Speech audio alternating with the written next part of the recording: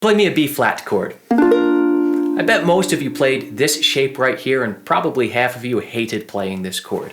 In this lesson, I'm going to show you 58 different ways to say B flat on ukulele. But first, we need to understand what a B flat chord is. Before we get started, click the link and grab the free PDF off my website. It's going to help you so much in following along with this lesson and practicing later on. For many of us in the uke world, a chord is simply a shape on the fingerboard. And we're not wrong in thinking that, but it is really three separate things. Yes, it is a shape or one of many shapes that we play on the fingerboard. It is also a musical concept. It is playing three or more notes at the same time. But most importantly, a chord is a sound. And in this lesson, we're truly going to explore the sound of B flat. But first, we need to understand that musical concept. If we put down our regular old B flat chord, what notes are we actually playing? We're playing B flat, D, F, and then another B flat. This is the root of the chord, the third of the chord, which is telling us that it's a major chord, the fifth of the chord, an F, and finally we're doubling the root. And if you're on high G, you'll note that we're actually playing the same exact B flat in the same octave on the outer string. So that tells us we don't need to play four notes to play a B flat chord. We can say that sound with just three notes, and those three notes played together are called a triad. Now that we understand what the building blocks of a B flat major chord are, we can start stripping away this 4-string voicing and start finding our 3-string voicings or our triads. And to do that, we're going to divide our instrument up into different string sets or groupings of 3 strings. So we'll start on finding these chords on the C, E, and A strings. So if we put down our regular B flat chord and just get rid of the G string, we have 2, 1, 1 on our C, E, and A strings. So that's our first voicing for the chord. And then we can go up to 5, 6, 5. You may have never played this B flat chord before, but you sure know this shape. It's just your G chord moved up because your G chord is a major triad. And then we finally go up to 10, 10, 8. These are all B flat chords. They all contain the notes B flat, D, and F. For our next string set, we'll go down to our G, C, and E strings. So again, we can go back to our B flat chord that we already know and just get rid of the A string. So we end up with 3, 2, 1. Still a B flat chord. And if you have trouble playing this barred one, just mute your A string or don't strum through it, and you have your B flat chord right here. We can go up to our next one, 7, 5, 6. Still a major triad. And then finally 10, 10, 10.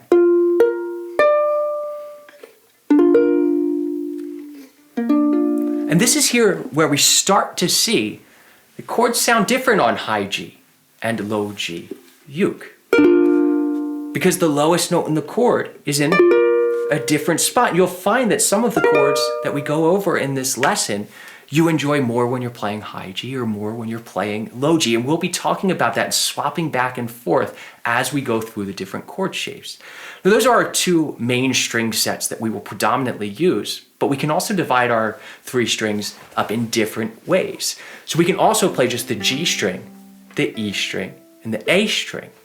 And these will give us some very beautiful, more spread out voicings. So we have the 3rd fret of our G string, skip the C string, 1, 5. I love this one. Getting the root and the 3rd really far apart from each other on low G. On high G, it's also very beautiful. It's just a beautiful triad. And then we can go up to 7, skip the C string, 6, 8.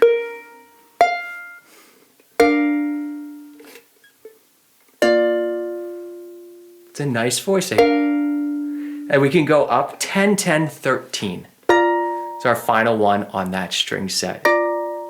And we still have 1 string set to go. What about the G string, the C string, and the A string? We can play 3, 5, 5, or 7, 10, 8. gets a little weird here. Still a B flat chord. And our final one will be all the way up here. So we're not going to worry about it. We're going to try to stay predominantly under the 12th fret in this lesson, so everything is nice and movable in every key. So that right there gives us a ton of different options by just thinking about the triads. So next we're going to start thinking about what I like to call big triads. What I call big triads is taking this concept of playing those 3 notes that build a B flat chord and spreading them out across all 4 strings. And if you've been playing uke for a while, you likely know your 3 movable major chord shapes.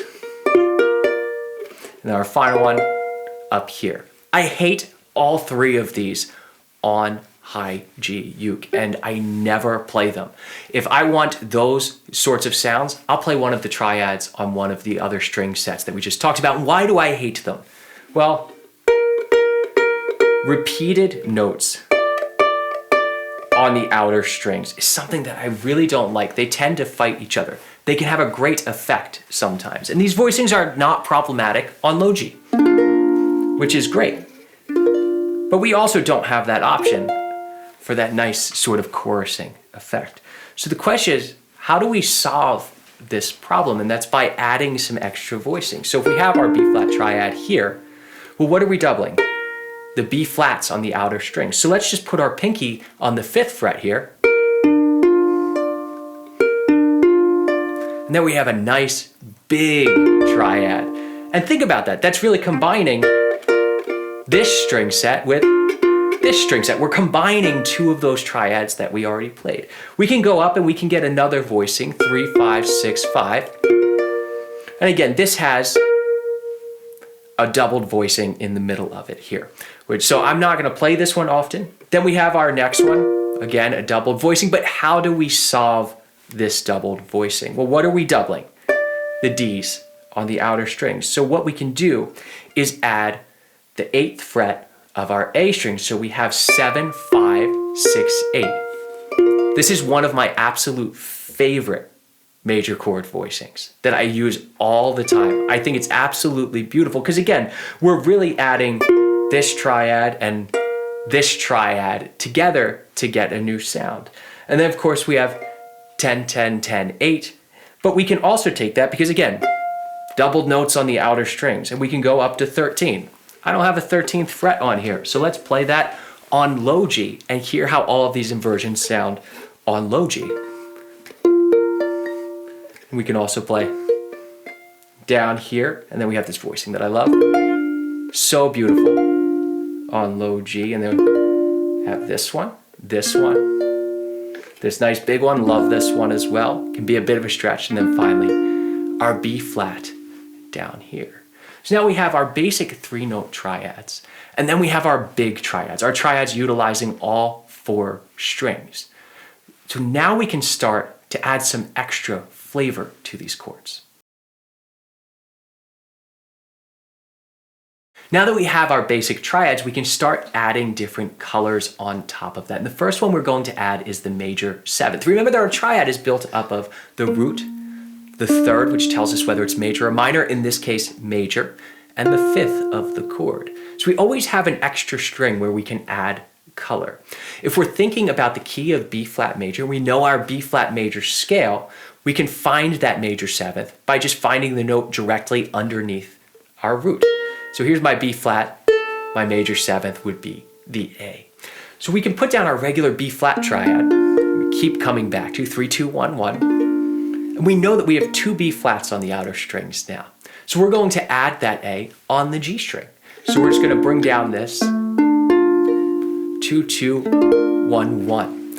And I won't use this too much on low G because it puts the major 7th in the bass. Depends on the song. But on high G, I love this voicing so much.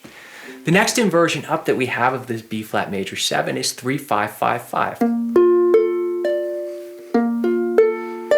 Really beautiful floating thing. If you've ever played your G major 7 down here, it's that shape. Moved on up. And then we have the voicing that no one really seems to like or play that much, which is 7, 9, 6, 8. Can be a really nice chord, but not the friendliest to play. And then finally, remember this major chord up here, 10, 10, 10, 13. Well, we have a B flat up here, so let's just move it down a fret, 10, 10, 10, 12.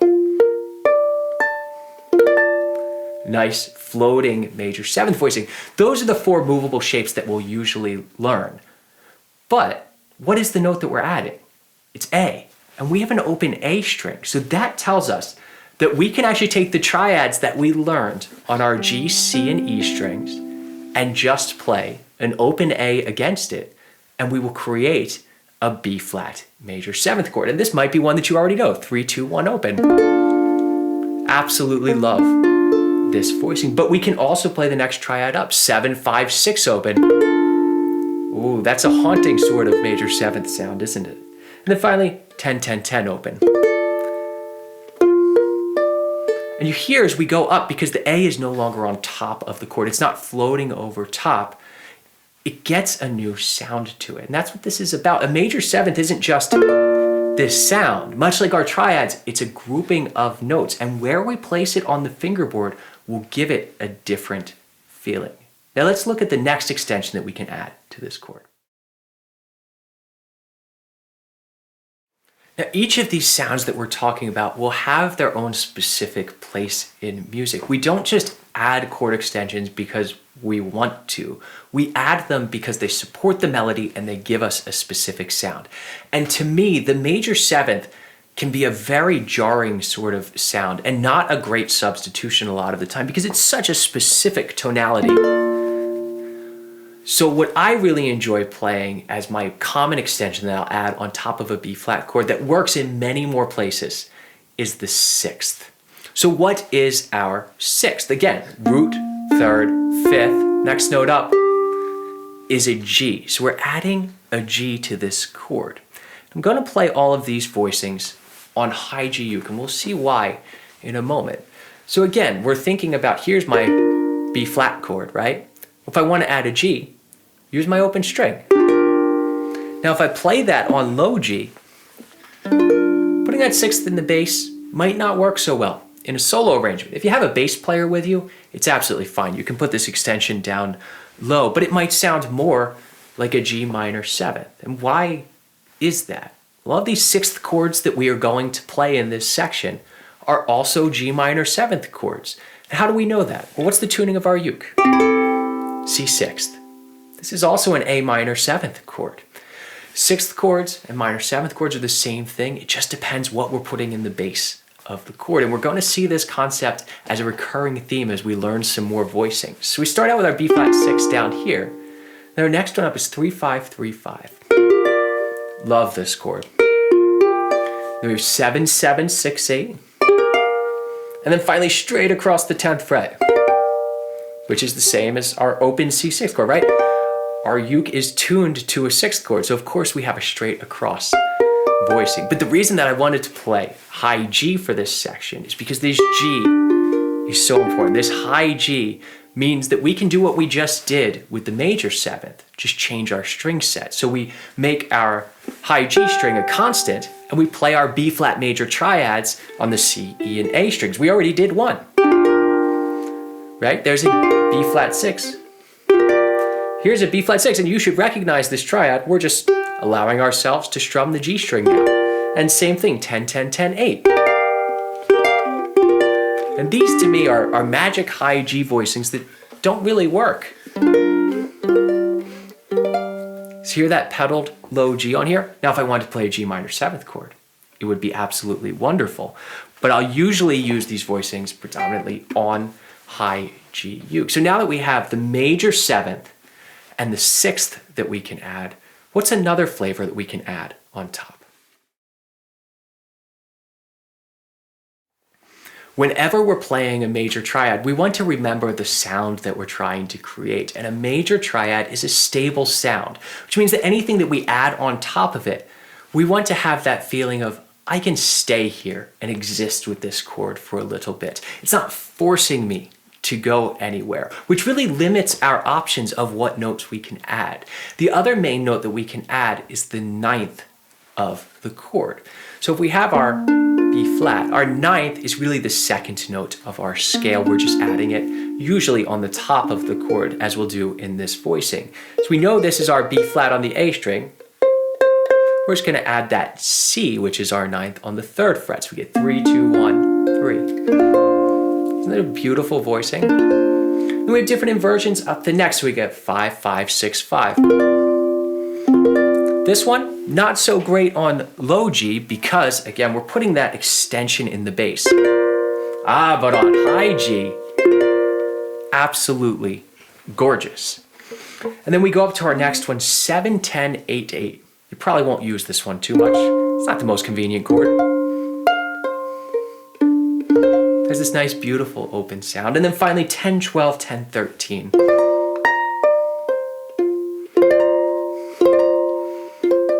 So these beautiful voicings. When you see a B flat chord, you can add these in here and get a little extra color to it. But that C that we're adding, isn't that one of our open strings on the instrument? So we could conceivably add it down low. And this is something that won't work too frequently. If you're playing with a band, you have a bass player, you have a guitar playing chords underneath you, you can add these extensions in the lower parts of your chords. This is not something that I would do if I was playing by myself, because that C will sound like it's the bass note if I'm on high G. So we end up with, again, our spread voicings. We're thinking, well, I want my C string to be open, so I'm going to play my triads on string set G, E, and A. So we get actually a beautiful chord, isn't it? And then we get 7 open, 6, 8. Here, as we get further up and that C gets further away, it gets more awkward for us. And then 10 open, 10, 13, and I've just now realized that I don't have a 13th fret on that uke, so we have to play that one on this uke over here. You'll hear, as I said, as we get further away, it's gonna work less in context. But down here, this can be a beautiful chord on low G. And it always comes down to these chord extensions with how does it work with the song? How does it suit the song? Always remember, we're not playing these for the sake of playing them. We're playing them for the sake of the song. So we have our major 7th, we have our 6th, and we have our 9th, and these are all beautiful tones that we can play on top of a major triad. Now, what if we start combining those extensions together? I hope you all are enjoying this lesson. Please do like, subscribe, and in the comments, let me know what else you would like to learn on ukulele. If you want to take these skills further, join me over on the Tim Mann's Magic Ukulele Club, where we have new lessons to put these concepts to use with every single week. We know that the major 7th and the 9th can both be added to our major triad, so what if we put them both together? We've run into a unique problem. Remember, our triad has 3 notes, B flat, D, F. We're adding the A, our major 7th, that's 4 notes, and then we're adding the 9th. That's 5 notes, and last I checked, we only have 4 strings on our instrument, so what do we do? And this is where we have to decide what are the important notes that give us the most information about the chord. And the root and the 5th are going to be the first to go. And why is that? Why is the 3rd of our triad so important? Well, our 3rd tells us whether it's a major or a minor chord. And if we lose that D, we're not going to have that quality of major, which is so important. Now we need to have the major 7th and we need to have the 9th, or else it would not be a major 9 chord. So we want to have our major 3rd and our color tones, our major 7th and our 9th. So if we go to our regular old B flat chord, we know that we can add the 9th here, right, on the 3rd fret. We can add the major 7th on the 2nd fret of our G string. So we end up playing this chord, 2, 2, 1, 3. And this might be familiar to you, and you're saying, Chris, is this not a D minor 7th? It absolutely is. It's also an F 6th chord. When we're talking about our 6th chords, that they can be a major 6th or a minor 7th. It's the same grouping of notes. Well, we can also think about these as rootless major 9th chords. So we're going to recycle these same exact voicings. What I'm really playing when I play B flat major 9 is actually a D minor 7th chord, a minor 7th chord off of the 3rd. These are such flexible chord voicings. They're very important to know. And then we also have this fun, unique voicing that gets rid of the 5th of the chord, 3, 2, 5, 3. Love this one. We get the root of the chord. It's one of the few ones where we get the root of the chord in a major 9th voicing. As we go up, 5, 5, 5, 5. That's just our next D minor 7th chord. Up. And then we have 7, 9, 8, 8. And this should look familiar. We've played all of these shapes as B flat 6 chords already. We're just using them on a different place on the fingerboard by a different name. And then 5 all the way up, 10, 12, 10, 12. And that could be it, right? We have 5 voicings. That's pretty good for a B flat major 9 chord, but the major 7th is an open string. The 9th is an open string. So why shouldn't we explore those possibilities as well? So if we take this, we can do 5, 2, 1, open. I'm a big fan of this. And of course, again, I'm putting the 9th on the bottom here. Might not be the best sound, but on high G, how nice is that as a B flat major 9th chord? And then we can go up and we can use the open C and the open A together. Again, these won't work most of the time, but they are worth exploring so that we understand what the chord is doing. So we can play 7, open, 6, open. And suddenly, what we know is a major 9th chord, because it contains these notes, takes on this much darker, more pensive quality. So now let's see what happens if we add that 9th to our 6th chord.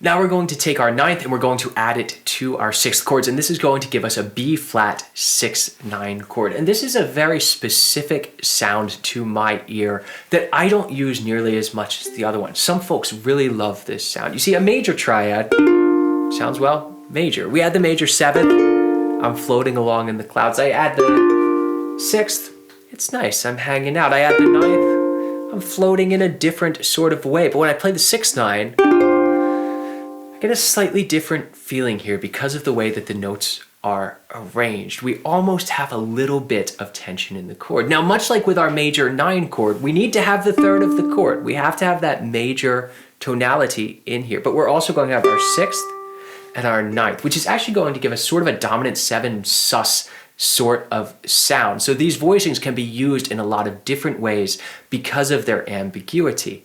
So we can look at this from our regular B flat chord right here, right?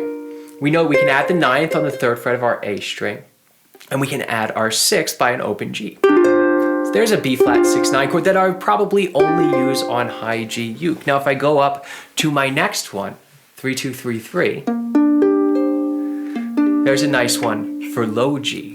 And I can bring this on up. There's a funky voicing on here you might never use. Again, this is probably one that I would actually play on high G because the 9th, very different sound between high and low G because of what we're putting in the bass. We go up, we have a nice low G voicing, even though that 9th is in the bass here. Again, listen to the difference between the two. High G and low G. Still B flat 6, 9 chords, but sound very different to our ear. 5, 7, 6, 5. Again, still riding on this C in the bass. So on high G we have, oh, it's nice on high G, isn't it? We have probably the most used 6, 9 voicing here. 7, 7, 8, 8. We see this all over the place on uke. And then we get 7, 10, 8, 10. Finally 10, 12, 10, 10. See how many options we actually have for this. It is so many because it's such an ambiguous chord. And as you go on in your uke journey and you learn more chords, you'll find these voicings cropping up more and more to insinuate different sounds. This voicing is our little bridge chord that can be major, could be minor, it could be dominant. It can be anything that we want it to be. Now, of course, our 6 and our 9 are also open strings, so why not try a couple voicings where we can get our open strings? We'll hear how dark this sounds, right? Because again, we're putting the C in the bass. So we get these sort of darker sounds for our 6, 9 chord. Now the question really comes, now that we have all of these chords, how can we practice this so that when we see a B flat chord in music, we train our fingers to know all of these options that we have? we're going to create ourselves 3 little chord scale exercises to get us up and down the neck and practice these different tonalities or sounds of B flat. We'll also be incorporating 1 diminished 7th chord in here, and I'll link to my lesson on diminished harmony so that you can understand why we need that sound to truly get around this key. Now, of course, we're not going to hit all of the voicings in here, but most of our major ones that we'll need. So we'll be starting out on a B flat 6 chord, and what we're going to do is really add 1 note at a time. So we have B flat 6, now we're going to add the 9th. So now it's a 6-9 chord. Then we're going to add the major 7th. Major 9, then we're going to add the root. B flat, add 9. And then we're going to bring the 5th up to a 6. So again, our next B flat 6-9. And then we're going to play a diminished chord 2-3, 2-3. And resolve to the next inversion of our B flat 6. So our exercise will sound like this. We're just moving 1 note at a time to get a new color on top of the chord. 2, 3, 4.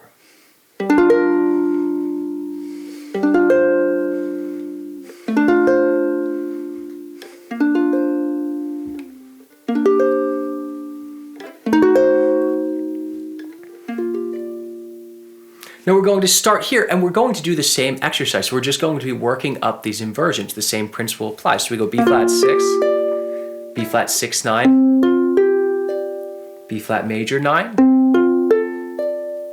B flat add 9, our next B flat 6-9, diminished on the 5th fret, and then end on our next B flat 6.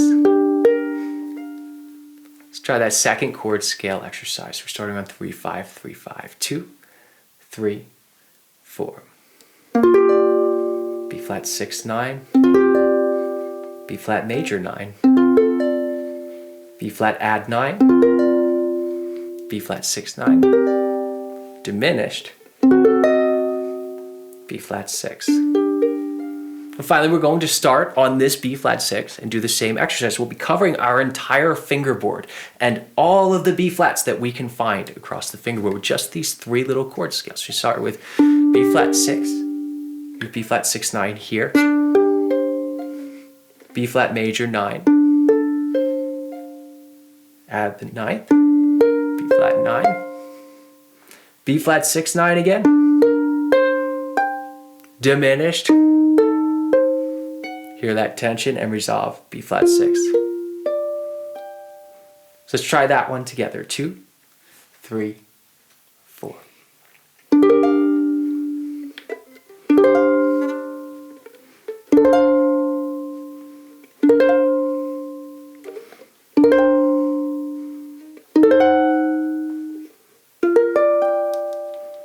Now the question comes, how do I memorize all of these chord voicings? You don't.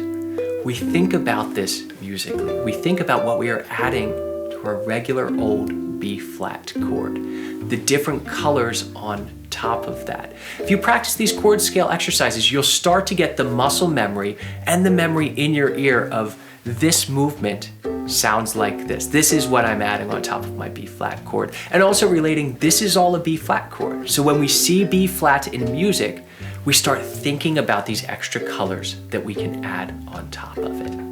See y'all next time.